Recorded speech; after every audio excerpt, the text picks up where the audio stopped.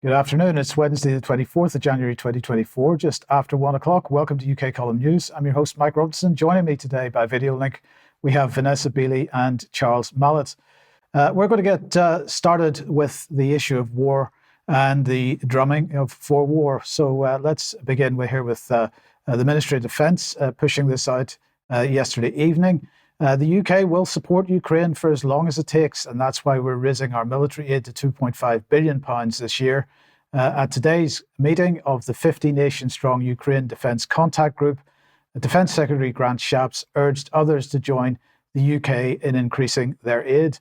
Well, one country which will not be increasing its aid to Ukraine is Slovakia, because they've spent it all. It's all gone. We'll be coming on to that in a little bit more detail in a second.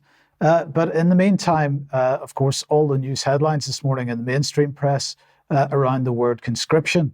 And this event is taking place at the moment, actually, an International Armoured Vehicles Conference run by Defence IQ. And Patrick Sanders, the Chief of the Defence Staff, is speaking at this today. Now, this was covered in the Daily Telegraph, and he was basically quoted as saying that the government will need to mobilise the nation in the event of war with Russia. Now, of course, the last time the government mobilised the nation was around COVID. So are we going to see the same type of mobilisation? Perhaps we will. Let's have a look at what the Telegraph said, though.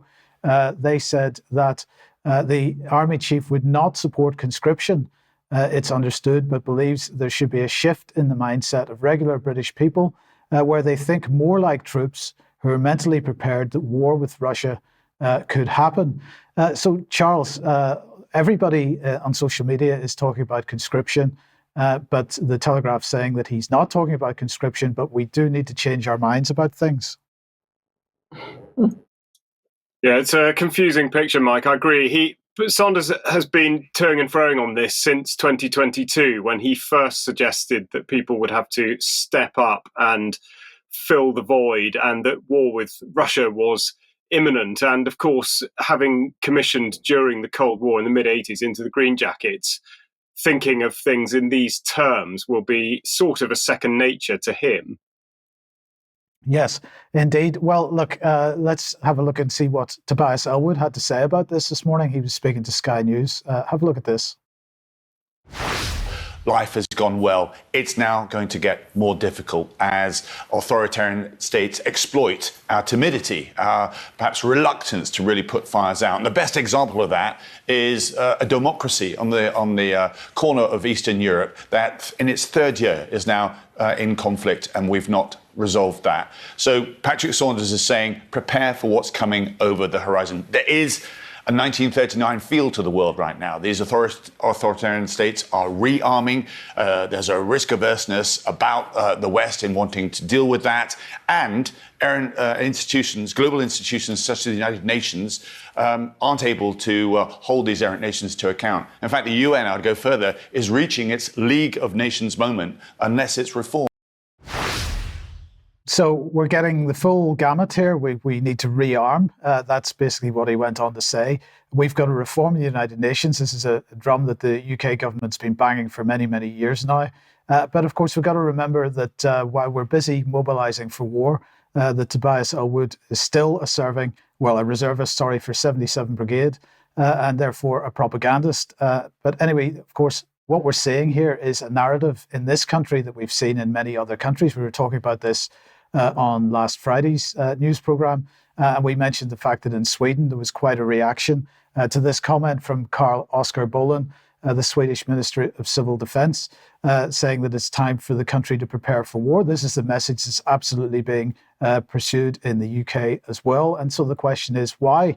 Well, let's just remember that in 2018, Theresa May headed off to the G7 meeting in June that year and launched what she described as the rapid response mechanism. And this is the idea of a common narrative across all the G7 countries, and that there's no dissension from that common narrative. We're seeing that common narrative very much at the moment. Now, in the recent symposium in Gaza that we held, we had Kevin Ryan speaking, and he was talking about identifying structural deep events and state crimes against democracy in real time. And one of the things that he said in that was that you can identify structural deep events if you start seeing the same narrative right across governments and right across countries. We're absolutely seeing that in this case. So is the question of war with Russia a structural deep event? I'll leave people to think about that. But remember, this is not something which is a recent development. This has been going on, this has been building up, particularly in the United Kingdom, for many, many years. Do have a look at the Integrity Initiative section of the UK Column website if you want to get an idea of how the propaganda, this anti-Russian propaganda, has been building for such a long time now. But not just Integrity Initiative, the Skripal affair being another example of it.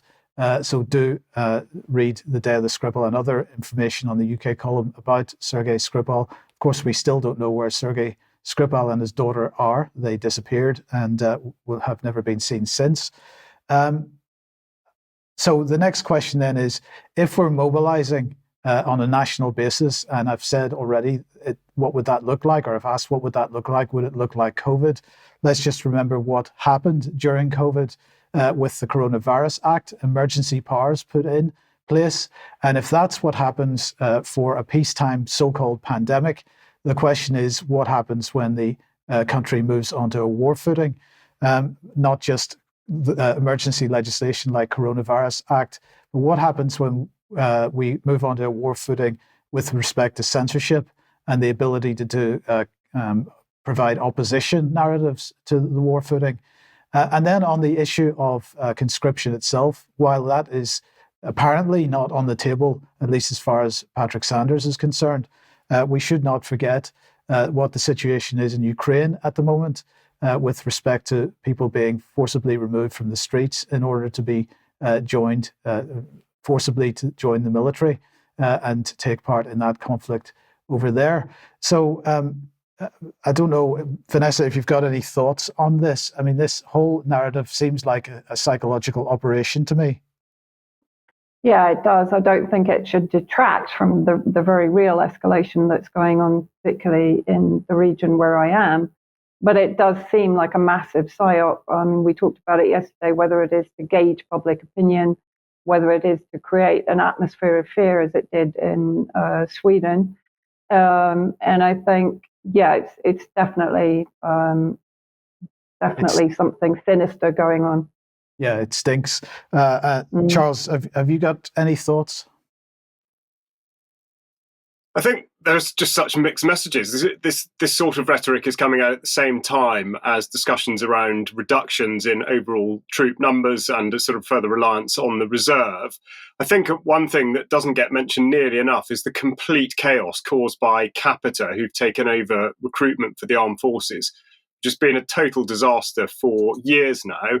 And another thing I think would be worth looking further into is the ability of people in that age bracket to actually do the job that's supposed to be required. And I'm talking about physical fitness, physical robustness, and just an aptitude for it. And it doesn't seem to be clear whether there is actually the manpower there capable to do what certainly people like Patrick Sanders are talking about. Yes, okay. Thank you for that. Now let's move on to more military stuff here and the question of accountability, Charles. Yeah, we go to the United States for this one, and Lieutenant Colonel Brad Miller, who's a retired US Army serviceman, sent a tweet on New Year's Day in which he introduced the Declaration of Military Accountability. He wrote in his tweet that senior military leaders received an email with a letter attached called the Declaration of Military Accountability. The letter is not addressed to the military leaders, but rather to the American people. The email was merely to inform these military leaders that there is a group of troops and vets pledging to the American public that we will do everything lawfully within our power to stop the willful destruction of our military by its own leadership. Now, there are 231 signatories to this declaration, and a petition has been started which has got well over 20,000 signatures on it. So the tweet also had the declaration itself attached, which begins with a quote from John Adams. Our Constitution was made for a moral and religious people. It is wholly inadequate to the government of any other. And then he goes on, or at least the declaration goes on, in the course of human events, it sometimes becomes necessary to admonish the lawless, encourage the faint-hearted, and strengthen the weak. We have reached just such a time in our history. The affairs of our nation are now steeped in avaricious corruption, and our once stalwart institutions, including the Department of Defense, are failing to fulfill the moral obligations upon which they were founded. Standing upon our natural and constitutional rights, we hereby apprise the American people that we have exhausted all internal efforts to rectify recent criminal activity within the armed forces. Now, although Miller didn't write the entire declaration himself, what he and the others are talking about is the way in which the rollout of COVID vaccines and indeed mandates were handled. And he further goes on to write, or at least the declaration goes on to state, that while implementing the COVID-19 vaccine mandate, military leaders broke the law, trampled constitutional rights, denied informed consent, permitted unwilling medical experimentation, and suppressed the free exercise of religion. Service members and families were significantly harmed by these actions. Their physical suffering continues to be felt financially, emotionally, and physically. Some service members became part of our ever-growing veteran homeless population, and some even lost their lives. In an apparent attempt to avoid accountability, military leaders are continuing to ignore our communications regarding these injuries and the laws that were broken. So, what they intend to do is to put people in office who are able to take this on head on. And the document closes out with the text, "We promise to exhaust all moral, ethical, and legal means to restore the rule of law, and will begin by attempting to hold senior military leaders accountable. The Constitution is the supreme law of our land. We will fight to enforce that law and put an end to the two-tiered justice system. May future generations see our efforts, and, God willing, may they also be the recipients of the great gift of liberty that we have had the honour of safeguarding." So it's well-informed, well-written, punchy stuff, and it has gained traction in the sort of commentariat, as it were, and the Brownstone Institute has published a piece by Gwendolyn Cull, entitled "Who Will Deliver Justice to Our Service Members?" I should pause here to just mention that the founder of the Brownstone Institute, Geoffrey Tucker, was interviewed by UK Column last year, an interview titled "Geoffrey Tucker and the Brownstone Institute." So please do go and look that up. But Gwendolyn Cull's piece begins with, "While Pfizer and Moderna were testing rats in their labs, our government had their own guinea pigs lining up for the largest biomedical experiment the world has ever seen. Except these were not test animals. These were our United States service members, our men and women in uniform. And the test was not for general health, military readiness, or preparedness. Rather, it was a social and pharmaceutical experiment that has severely hampered the readiness of our military and weakened trust in the once formidable institution." So we have to consider that although the picture is different in the United States in the way that mandates were introduced, the United Kingdom has a similarity in that the United Kingdom armed forces were, in effect, put under tremendous pressure to have such an injection. And a Freedom of Information request from 2021 illustrates the numbers concerned. A question was asked, the number of people who've chosen not to receive one or more vaccines, and indeed how this affects their medical deployability standard, MDS. Unusually, the response was frank and full. 881 regular armed forces personnel have a read code for declining a COVID-19 vaccination. And then the next point is quite important. The COVID vaccination is not treated as an occupational vaccine. Thus, there is no change to an individual's medical deployment standard. However, some countries require full or partial COVID-19 vaccination as a condition of entry. This may affect individuals' eligibility to deploy to certain areas. This is managed by individuals' chain of command.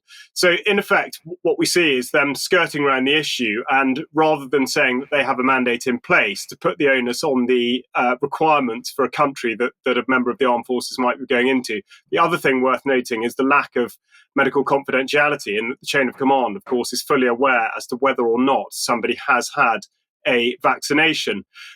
Just to recap, we'll have a look at the numbers, since numbers are so critical at the moment. We'll just have a quick look at how the the COVID support force worked with what was called the COVID support force, the MOD's contribution. And this involved 34,000 servicemen and women to be deployed during that period since the 18th of March 2020, broken down in numbers.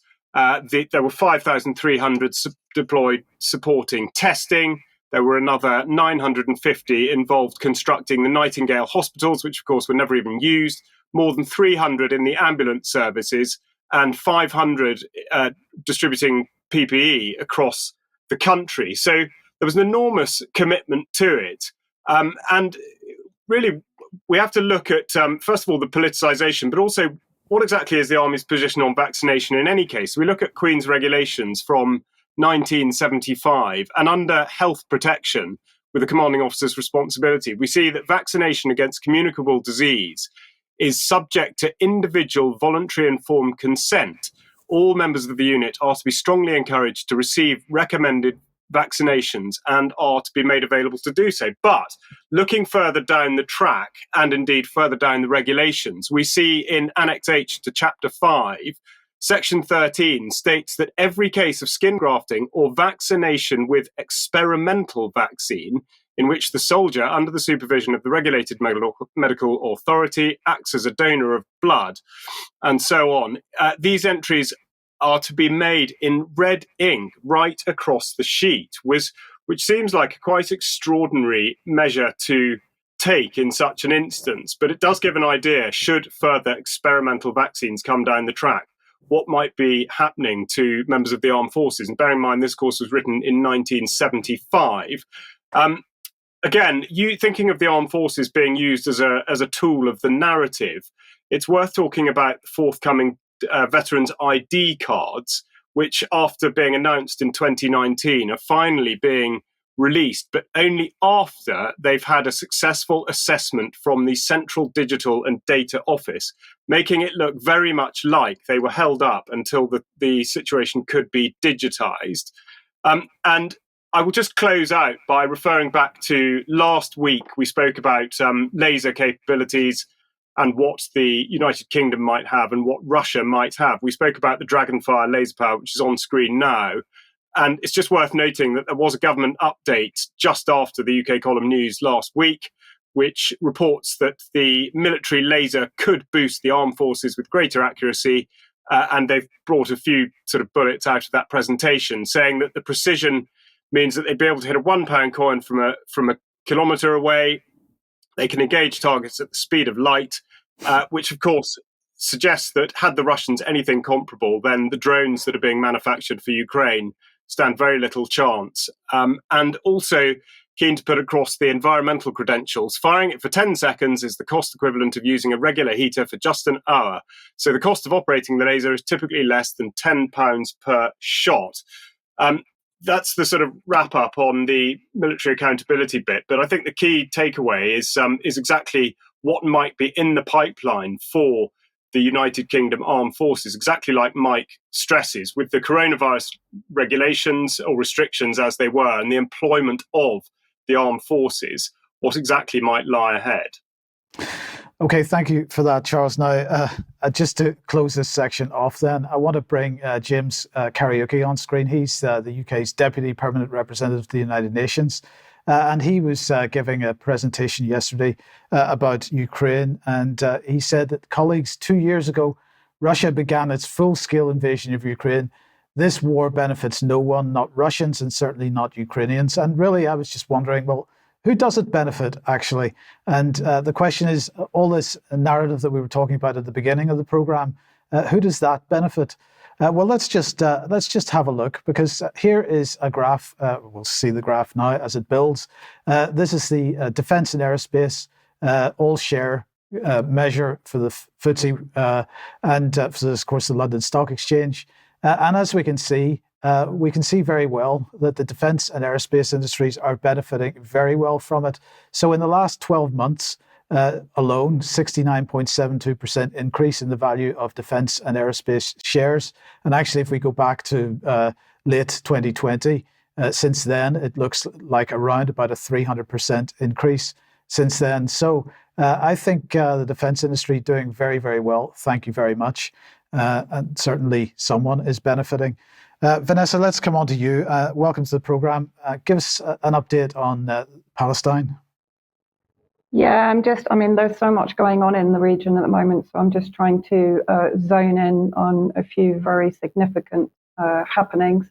First of all, inside Gaza itself, so I've pulled up the map showing in the south, which is supposed to be the safe area that people have been evacuated to from the north, highlighting Khan Yunis in kind of the almost the central Gaza, and then Al-Mawazi in the very south on the coast.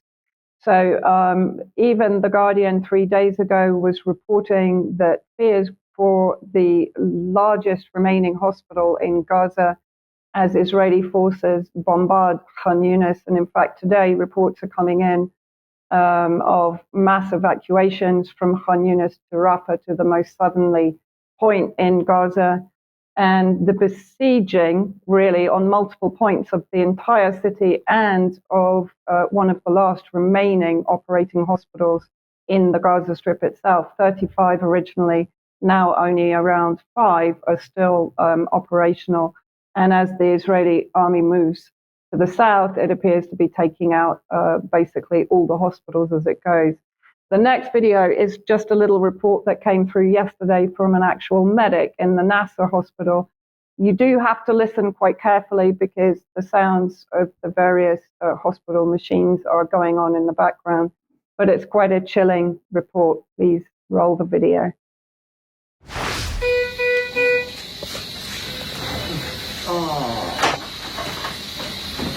I am Dr. Muhammad Harara, one of the doctors who served at Shifa Hospital before being evacuated to the south, and now working at Al Nasser Hospital.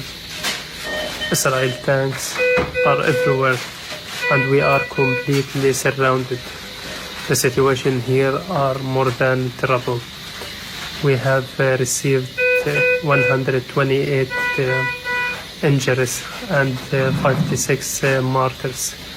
Since this morning, 19% of the doctors left the hospital fearing for their lives.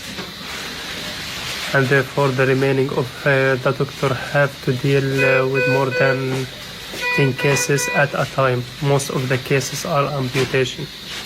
The situation here are miserable, and the smell of this everywhere. I feel like a Shifa hospital scenario are repeating itself. We are on another level of danger.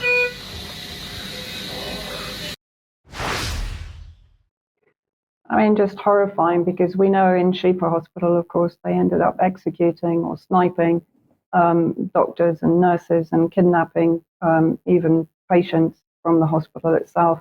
This is from OCHA yesterday, a grim update on Khan Yunis. A warehouse was hit, killing 2 people and cutting off access to humanitarian supplies and to critical water and sanitation equipment. 6 people were killed in Khan Yunis training center. Another 14 were reportedly killed in the Al-Mawazi site. Heavy bombardment near a distribution center. This is where families go to receive aid. We reported on this last week also. No access to the Al Nasser hospital, where emergency medical teams are working while debris is literally falling on their heads. More evacuation orders have been issued, including to areas where Al Amal and Al Nasser hospitals are located. All this today, and the day is not over yet. Now, the following is a report that was released by ITV yesterday, filmed by a Gaza-based cameraman for ITV. ITV have actually presented it as a war crime to the Israeli government that has not responded. And this is in the area of Al-Mawazi that I showed on the map, if we can just roll this. Called Al-Mawazi, that the Israelis have been encouraging Gazan civilians to flee to. These makeshift homes have been vacated because the war is getting closer. The billowing smoke was evidence of the new Israeli offensive in Khan Yunis that has been forcing more families to evacuate and seek safety elsewhere. No place safety in Gaza. Everywhere you are going, you will find the Israeli army They are shoot us at home, any building, in the street, everywhere you are. They will give you a chance, sometimes just for 5 minutes, sometimes do not give you any chance to take your clothes, to take your children, to take your family, and to get out of the building. This is our life in Gaza. It's very difficult. These pictures were filmed by a cameraman working for ITV News in Gaza. As he moved forwards towards the combat zone, he noticed this group of men doing their utmost to appear non-threatening, trying to proceed with care. They wanted to reach 2 other family members and get them out of harm's way. عند الحجة وأخويا وعنده حوالي 50 نازح أو 70 نازح موجودين في البيت الثاني اللي يخش علينا اليهود طلعونا وأخويا ما طلعوش بدنا نروح يعني نطلع إن شاء الله. The interview complete, our cameraman walked away. And then this happened.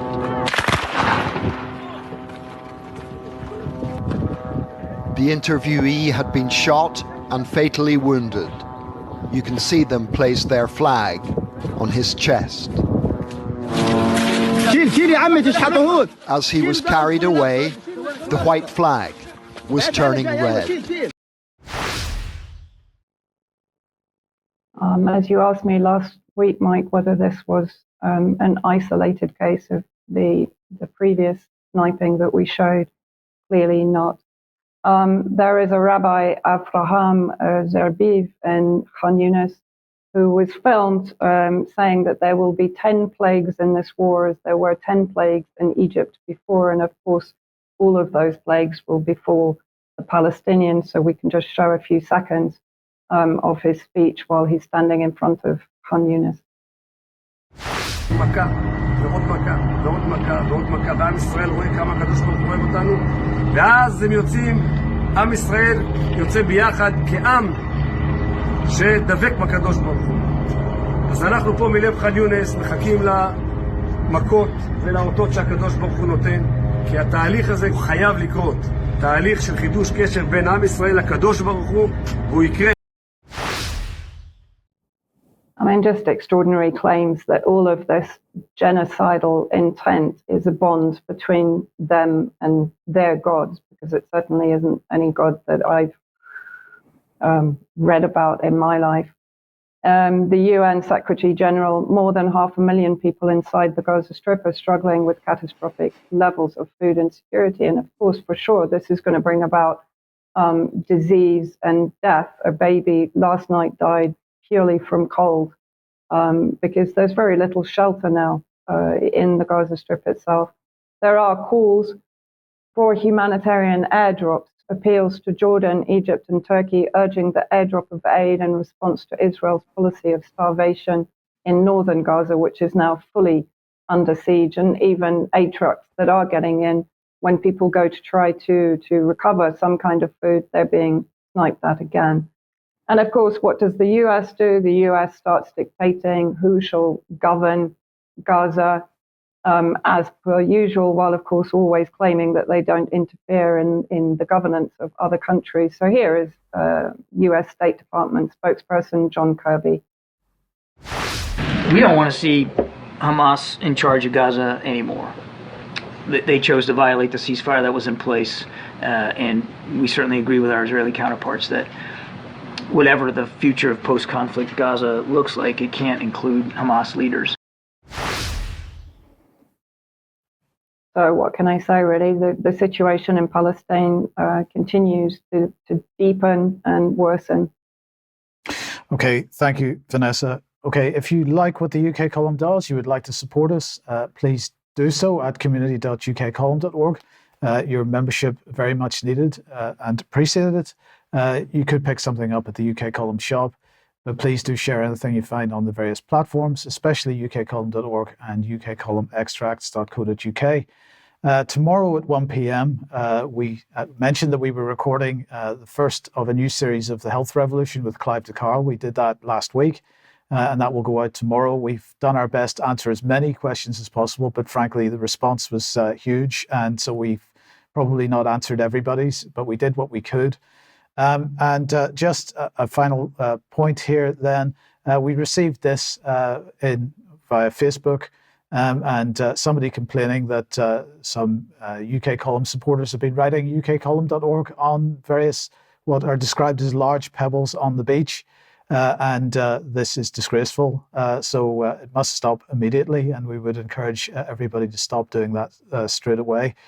Let's come back on to serious topics again, though. And Vanessa, you are, of course, in Damascus. What has been going on there?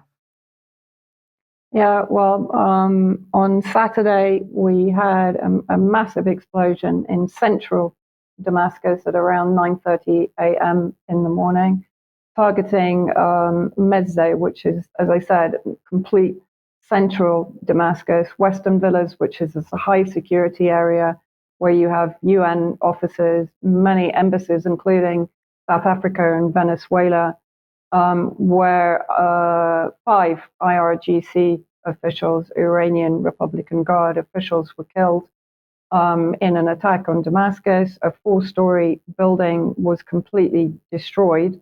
And if we can just run the next bit of video, we can see the immediate aftermath.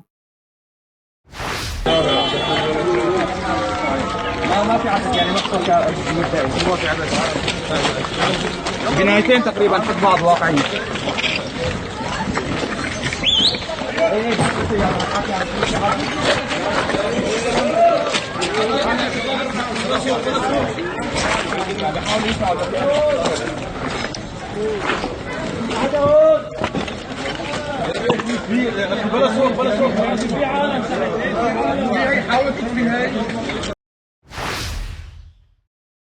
So, real devastation in the central of Damascus, which of course is a violation of any kind of international law, in direct response, I guess, to the Iranian retaliation for previous Israeli and US assassinations in Iraq and Israel.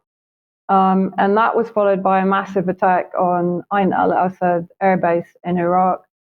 There were reported high numbers of American military personnel and contractors injured. Of course, the message put out by CENTCOM is that they were all suffering from traumatic brain injury, very similar to what we heard after the attack that followed the assassination of General Qasem Soleimani.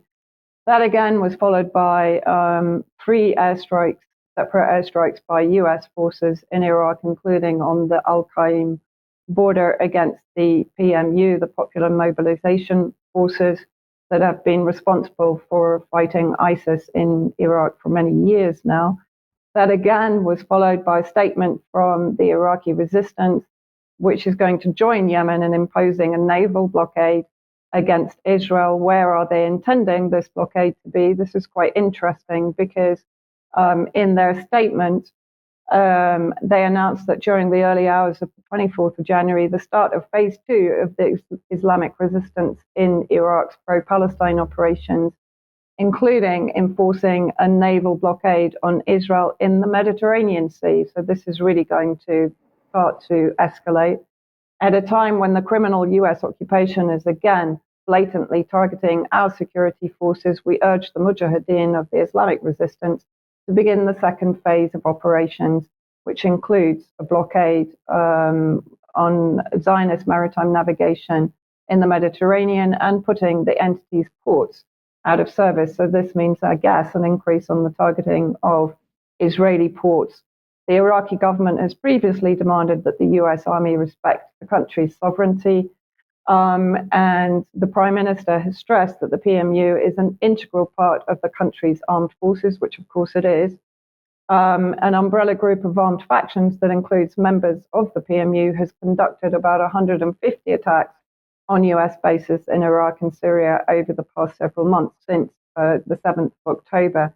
So I just wanted to very quickly mention that also in Syria, if we can show the map of Syria, we have also been experiencing increased and very intensive ISIS attacks, which are coming from the US base at Al Tanf, on the hydrocarbon and oil resources to the east of Homs. And this has been ongoing also since the 7th of October. We had a concerted attack, I think, last night, which has now been repelled by the Syrian Arab Army. But I just wanted to point out this suggestion that they're now going to target, I guess, Zionist boats heading to Israel in the Mediterranean. Now, Iraq is landlocked, so I presume that they're going to be using Syrian airspace to either send drones or missiles. Just to give an idea, I mean, from Sinjar to Latakia on the Syrian coast there, the Mediterranean coast, it's 750 kilometers. So this also gives an idea of the range of ballistic missiles they have available and are now ready to use against Zionist shipping, very similar to the Yemeni operation. Okay, Vanessa, thank you for that. Now let's come back to, let's move on to the subject of farming. And we're going to start off with a little bit of video from the World Economic Forum. This is Jojo Mehta. Just have a listen to this. Since we have to accelerate action and ambition from all sides, not only business, governments as well. And I think also there's a lot of individual change that we have to promote to just really get where we need to get. So you work on a very new concept called ecocide. So many people don't understand what this legal definition is and what does it bring.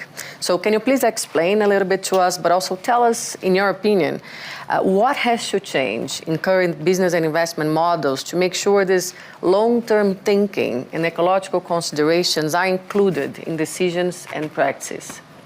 Absolutely. So, I mean, ecocide as a word is becoming better known around the world, and the concept is generally mass damage and destruction of nature. But legally speaking, what our organisation and other collaborators aim to do is to have this recognised legally as a serious crime. Because one of the issues that sort of pervades all of this discussion is that we have a kind of cultural, very ingrained habit of not taking damage to nature as seriously as we take damage to people and property. And that, I mean, if you're campaigning for human rights, at least you know mass murder, torture, all of these things are serious crimes. But there's no equivalent in the environmental space. Unlike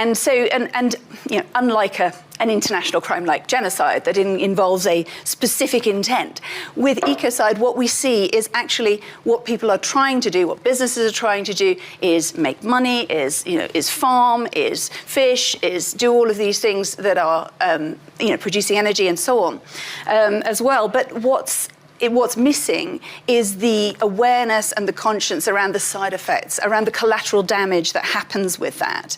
Mm-hmm. We're all talking a little bit as though, the changes that are happening and the shocks that are happening are inevitable. But actually, there are quite simple. For example, with ecocide, it's a really straightforward kind of intervention at the legal level that could actually start. So, Charles, maybe I could just ask you, first of all, you're a farmer. Do you consider you're committing ecocide when you farm? No. I'm not entirely sure where she's going with that, to be perfectly honest. It's like a lot of stuff that comes out of that forum. There's a lot of words with very little meaning. Perhaps she does go on to substantiate it. I think I know what she's trying to say, and to an extent, she has the kernel of a point, but not in the manner in which she imagines, I think. And a lot of the activities conducted by governments could be perhaps labelled as ecocide, whatever exactly she thinks she means by it. But I think her agenda is a very different one. So, I'd be interested to hear how she was countered, if at all, on that panel. Well, indeed. So let's just consider this. So she obviously thinks that this image is ecocide. But my question is, does she consider that this image is ecocide? Now, Charles was talking about this last week, particularly with respect to the fact that the fire service is concerned that no risks assessments have been done about the fire risk from these types of large battery storage installations in the UK. Now, of course, why are these being installed? They're being installed because we are increasingly using wind turbines and solar power which is intermittent energy. Solar obviously only works during the day. It doesn't work very well if it's particularly cloudy, and so on. Energy generation becomes increasingly intermittent, and so governments are looking for ways to store energy when energy is produced so that it can be used when it isn't being produced. But if we look at put this back on screen again and consider that this installation is for 100 megawatts. I think the one that Charles was talking about last week was a bit more than that. I think it was 250 megawatts. But nonetheless, we would need a couple of thousand of these in order to make up the requirement for the national grid. So, are we prepared to have these dotted around the landscape, and that's at that kind of scale? And is that an act of ecocide as far as he's concerned? And how does that fit in with the net zero policy? I wonder whether half of this stuff has been thought through, actually. But in the meantime, getting back onto farming itself, of course, the protests in Europe over net zero policy and Agenda 2030 continue. This is Poland, and this particular report saying that in Ranica, they are going to be protesting the policy of the farming policy of the European Union. The demonstration will take place in other places as well, but in fact right across Poland today. So here's the map showing the various locations where there are protests going on, not just in Poland. Of course, this originated in the Netherlands. It moved on to Germany. It's been going on in France for a very long time. So let's just have a look at what's going on in France at the moment, because it is quite incredible. French farmers do things in their own particular way, and maybe Vanessa will have something to say about this in a second, but they like spreading manure around the place, shall we call it, and so public buildings absolutely getting lots of manure, quite incredible what's going on, but also the railway lines, as we'll see in a second. So they are determined to shut down transport links, to shut down civil municipal buildings and so on in this way. And in the meantime, in Ireland, the farmers getting together, they have set up an organisation called the Farmers Alliance, and this is now turning itself into a political party, so they're attempting to get involved in the politics of it as well. So farmers beginning to move forward with this stuff. But then we have this, because of course many people saying, well, how do we create our own food supplies and so on? Well, the University of Michigan has basically now produced a report telling us that we can't, because apparently food from urban agriculture has a carbon footprint 6 times larger than conventional produce, according to their study. And so they're saying that on average, food produced through urban agriculture emitted 0.42 kilograms of carbon dioxide equivalents per serving, 6 times higher than the 0.07 kilograms of CO2 equivalent per serving for conventional grown produce. And the quote from this is that by assessing actual inputs and outputs on urban agricultural sites, we were able to assign climate change impacts on each serving of produce. So there you go. Charles, I don't know if you've got any thoughts on what I've just reported. I suppose one has to wonder what the carbon output is from the production of such articles, of which there seems to be a complete profusion at the moment. But no, I don't think that's really something one can take particularly seriously. Yeah, indeed. But so anyway, let's move on then. And the Bank of England and currency, Charles. Yes, currency, and I think widening cracks in the central bank digital currency narrative. I'm beginning to talk about this because yesterday the Bank of England published, or rather updated, one of their statistical notices, 2024-01, which says that at present neither the general notes and definitions nor the classification of accounts guide provide any guidance on the statistical reporting of crypto assets. Now, that might sound frightfully mundane, but the reason for highlighting it is that it specifically refers now to issued by a monetary authority, brackets, i.e. a central bank digital currency. Admittedly, under the guidance note, they still list this as cash, but nonetheless significant that CBDC has now worked its way into the fabric of the Bank of England statistical guidance, even though it is as yet theoretical in this country. Now, which way is the wind blowing? And to go to a well thought of publication for some sort of comment and analysis. So we'll look at the Cato Institute, and they have an article at the moment published last month by Nicholas Anthony. Global policymakers are still pushing CBDCs despite their failures. And he says in November alone, officials from the International Monetary Fund, Bretton Woods Committee and Bank for International Settlements issued rallying calls for governments to push forward on CBDCs with courage and determination. But rather than double down on a bad idea and waste further resources in this pursuit, policymakers should let this idea go and focus on more fundamental reforms that would create a freer financial system. I think he's giving them the benefit of the doubt there. But what we should do is just to have a quick look at where in the world these things are being considered, and indeed whether this is in spite of their circumstances or because of them. So I think relevant that in Ukraine they are putting forward the suggestion that there'll be an e-hryvnia coming delivered by the National Bank of Ukraine. Israel indeed is suggesting the digital shekel. So there doesn't seem to be any barrier, as it were, to countries suggesting that this would be a reasonable outcome for their citizens, or indeed there are circumstances which seem to accelerate this. But what we should really do is take a look at take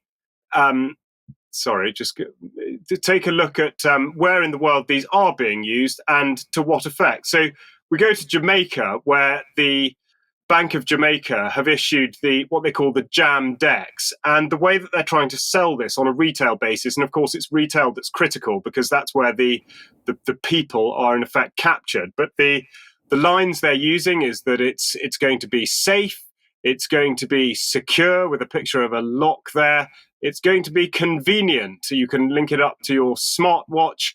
And then if that doesn't advertise it well enough, they then say that for businesses, the first 10,000 eligible businesses will receive a one-off government payment of 25,000 Jamaican dollars in digital format, of course. And for the individual, from April the 1st, 2023, you'll be paid up to 2% back on purchases that you make. So the thing is that what they do is that they very much ignore how the money is provided to the individual. It's all very well the central bank saying that they hold the digital currency, but of course that doesn't deal with the interface between the bank and the customer, and that's done by a third-party provider of a wallet. And in Jamaica, they've partnered with JN Bank. So JN Bank, one would hope, would be an organisation with a blemishless record of security. Not so, unfortunately. On the morning of Saturday, March the 14th, 2020, the Jamaica National Group experienced a data security breach as a result of a cyber attack on our systems through ransomware. On investigation, we discovered that there was unauthorised access to our system, which has impacted our ability to operate as usual. Now, although that might be a standalone example and certainly can't be used to rubbish the entire system outright, there are these concerns around the safety, and that there's absolutely no guarantee at all that anybody's able to produce a system, particularly in the wallet capacity, that will be secure. Nigeria is another country that's had a digital currency functioning for some time, the e-Naira. And another issue is, of course, the programmability and indeed the restrictions on it. So they have a variety of categories: bronze, silver, gold, and platinum. And I should just draw your attention to the fact that the bronze wallet allows a daily withdrawal of 44 pence, whilst the platinum wallet, the top flight capability, has a wallet cap of just £4,368. So suggestions that a digital currency can be controlled sort of down to the last penny are indeed well warranted. Then the other thing, of course, that hadn't really been thought about at all, and it's not directly related to central bank digital currencies, but it does illustrate why central banks want to be able to control the whole of the crypto sphere, is the realization that sanctions, or at least organizations, individuals or countries that are sanctioned against, in effect can mitigate this by the use of cryptocurrency. So what can be done, says the US Government Accountability Office, digital assets have characteristics that make them attractive to those looking to avoid sanctions. For example, they enable users to rapidly transfer value across borders and provide a level of anonymity. However, they also have limitations. For instance, federal agencies and private sector actors may be able to trace transactions and those making them on public blockchains. Federal agencies that monitor illegal financial activities, such as the Departments of Justice and Treasury, have taken action to address the risks posed by digital assets. For example, the Department of Justice charged 5 Russian and 2 Venezuelan nationals for using cryptocurrency to evade sanctions related to obtaining Venezuelan oil and US military technology.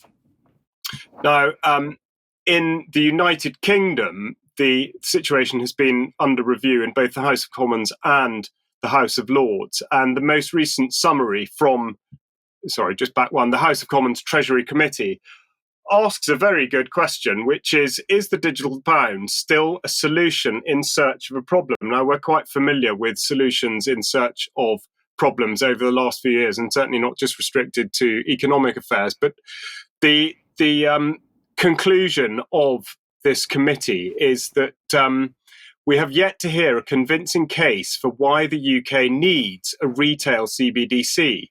Whilst a CBDC may provide some advantages, it could present significant challenges for financial stability and the protection of privacy. So they do deal with some of the issues, but not all of them. And as I say, I return to the sort of dual vulnerabilities, first of all, on the cybersecurity hacking front, and nobody has provided any sort of evidence to suggest that this would not be an ongoing concern, but also the vulnerabilities of the tech platforms themselves to outages of some sort, and of course, complete chaos emanating from such a thing. So there does seem to be an element of pushback from, again, within the UK, the Financial Conduct Authority is pushing for cash to have a sort of enhanced status. They set out new rules to maintain access to cash in an increasingly digital world. This is from last month. They've proposed new rules to maintain reasonable access to cash for personal and business customers. Follows new powers granted to the FCA by the Financial Services and Markets Act 2023. And again, just to look on the positive side, the payment survey from last year, the British Retail Consortium, shows that cash use has increased from 15% to just under 19% of transactions. So we'll just have a look at how that works. The graph on screen now shows the downwards line, the black or dark blue line running across the centre of the graph has gone down quite sharply, but then represented is a sort of an uptick in the last year or so. Now, we'll wait obviously for more data to come out on that.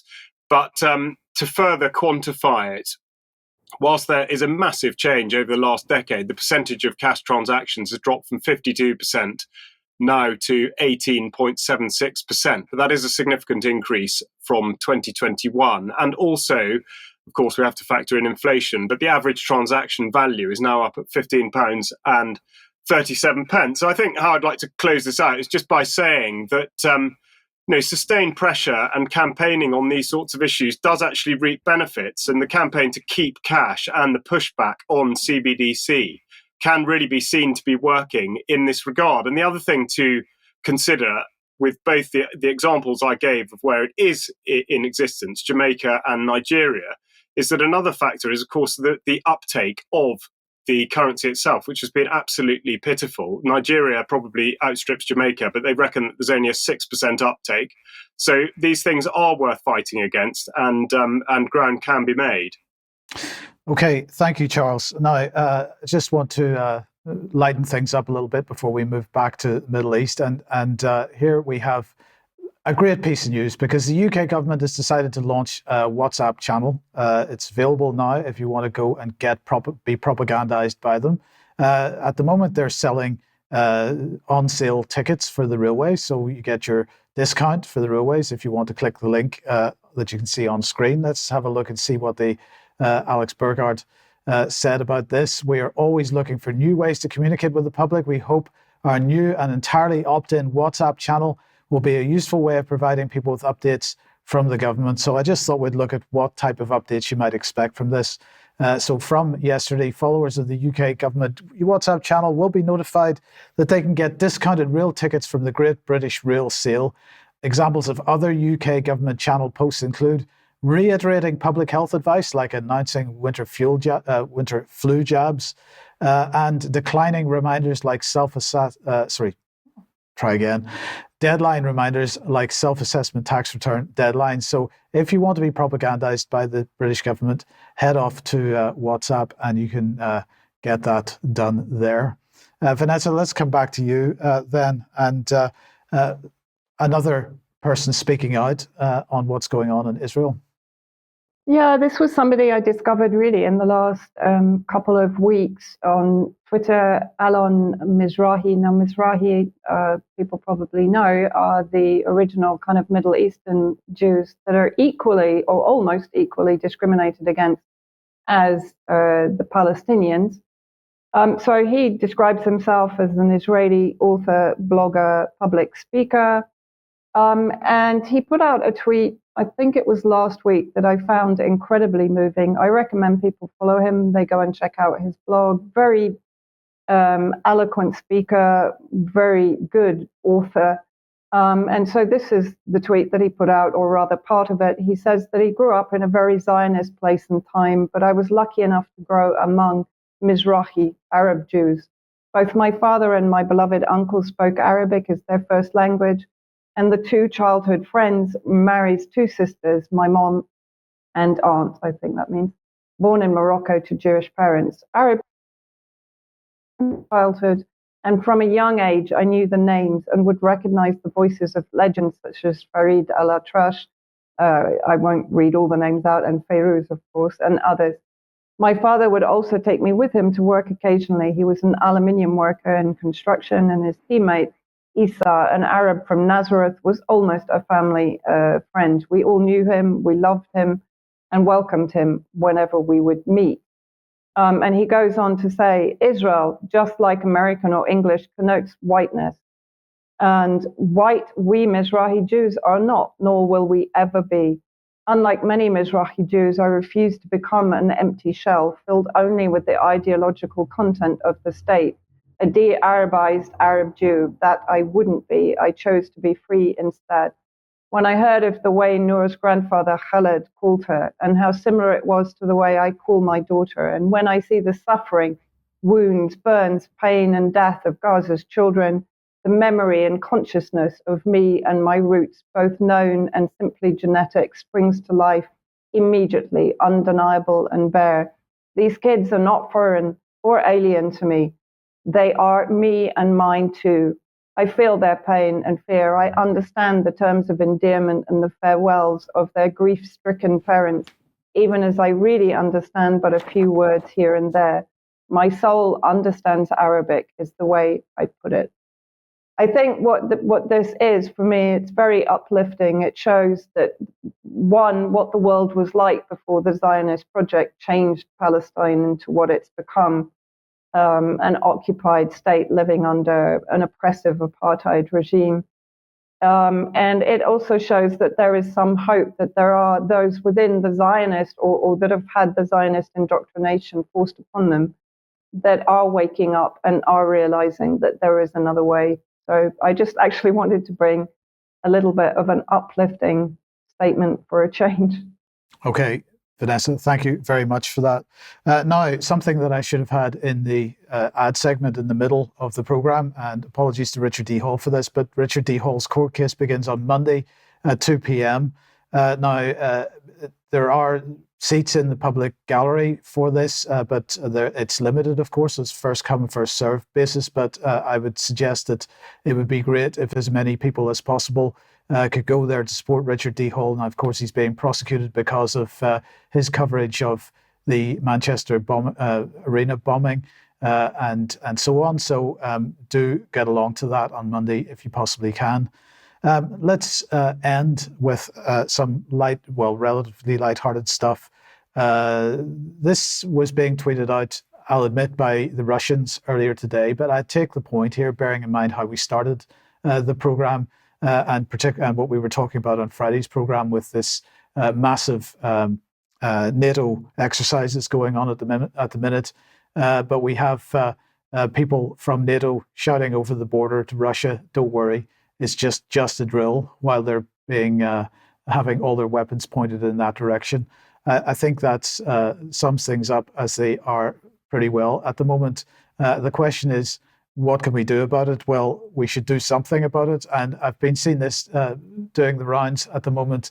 And the quote on screen here is, "But what can I do? I'm just one person," said 7 billion people. And I think that really is the point. It's time for us to set aside our differences and get on with resisting what is going on here at the moment, because we're looking at a war narrative, and this, even if it's just noise at this point in time, these types of things, mistakes can happen, and really this is not the direction we should be going in. So anyway, we'll leave it there for today. I'm going to say thank you very much to Charles and Vanessa. We'll be back in a few minutes for some extra. Don't forget the Health Revolution at 1 p.m. tomorrow. And then I'll be back for the news at 1 p.m. on Friday as usual. See you then. Bye-bye.